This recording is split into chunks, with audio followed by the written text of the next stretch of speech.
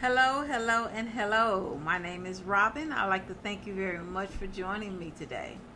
Again, my name is Robin, and the name of the podcast will be Robin D. First of all, I'd like to give you a little information about myself, the inspiration behind this podcast, and what this podcast comes to do. Again, my name is Robin D. I am a mother, a grandmother, a sister, an aunt, associate, and maybe even a friend to a few. The inspirations behind my podcast, first of all, would be my mother, Martha Williams. My mother always instilled in us to show people that you love them and appreciate them while you're here, because no one is promised to be here tomorrow. So, with that being said, she said, "Give me my flowers now. I want to smell them while I'm alive. I can't smell them when I'm in the grave." And that's always stuck to me. We've always, throughout my life, we've always given each other flowers. Sometimes we take each other lunch. We would go and fill up each other's cars with gas and just do acts of kindness just because. It didn't have to be a birthday or a holiday or anything special, just because. And we tried to always do that for our family members, friends. You might have a nice co-worker that's nice, and you want to extend that to them as well. My second inspiration for this podcast is my granddaughter. Her name is Brooklyn. Brooklyn is currently 7 months old. She was born with HLHS, which is hypoplastic left heart syndrome. Brooklyn was diagnosed with HLHS when she was a 4-month-old fetus. We've learned a lot about this diagnosis, about this syndrome since since we first found out about it at her 4-month-old fetus as a fetus, and we're still learning. Every day is something different. Every day we learn something new. And I'm going to try to explain to you what HLHS is. We're born with 4 heart valves. Brooklyn was born with 2. When she was diagnosed, the doctor they couldn't see whether or not she had 2, or if it was 1 or 2 heart valves. They could barely see 1. They could only really see 1. They were thinking it was 2. They did tell us that if she only had 1 heart valve, that there would be nothing she could do and she would have to succumb to her illness. Fortunately enough, when she was born, she did have 2, but the second valve was severely obstructed to the point to where it was very, very small and almost non-functioning. That she still was able to have the surgery, and she had her first surgery at 8 days old. Since then, at 7 months, she's had about 17, 18 surgeries and procedures. Brooklyn is our warrior. She is our warrior.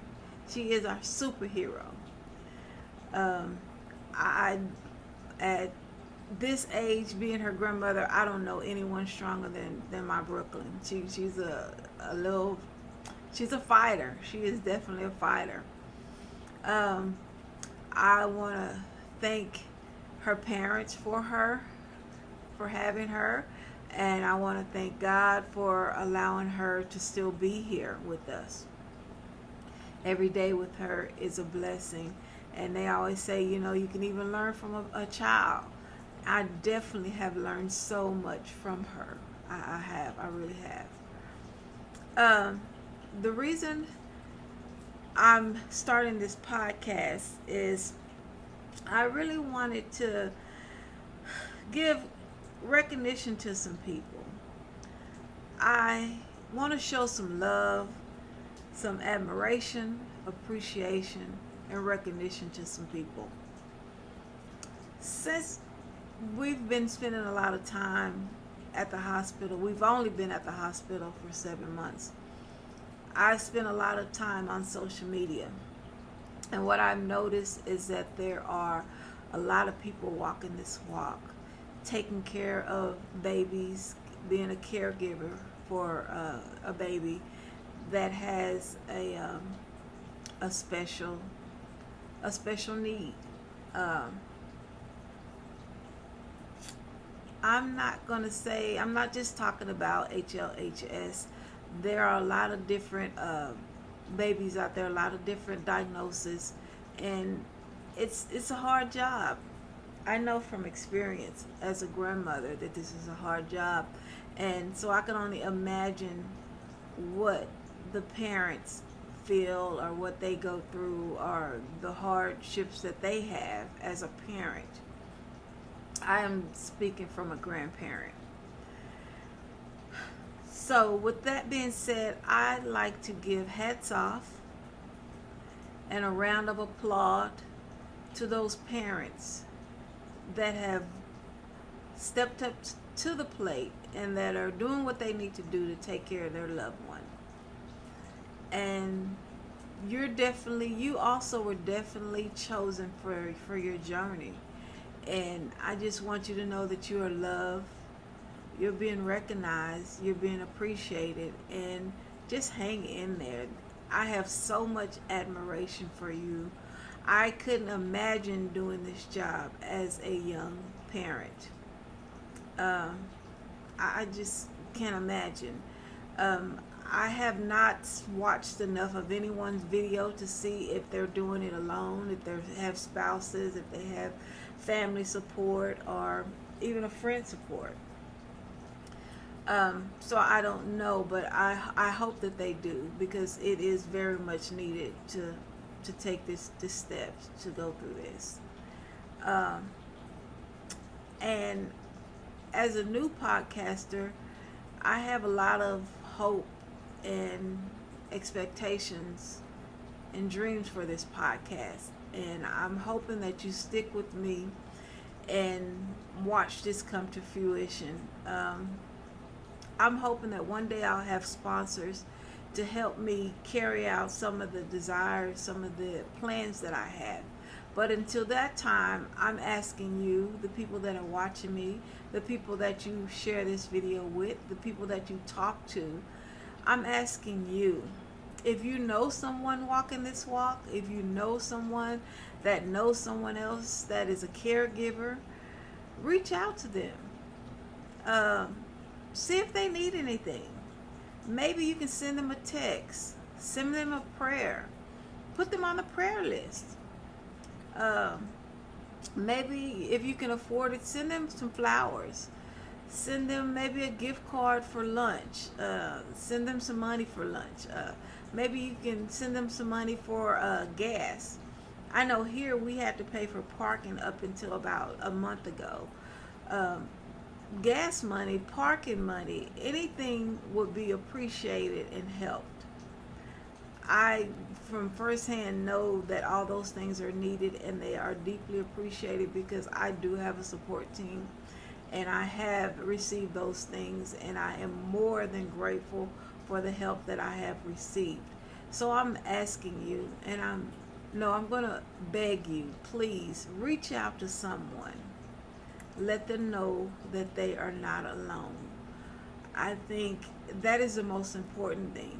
Sometimes when you're doing this and you're taking care of somebody, you're a caregiver, you can get so overwhelmed, and you're so busy worried about the next person, especially a child, especially your child, that you're doing everything right, that you remember to do what it needs to do, because most likely these kids it's a life and death everyday situation. So you have to do everything according to schedule, planned by the book, and the way that it needs to be done to prolong their life, or for them to have a functioning life.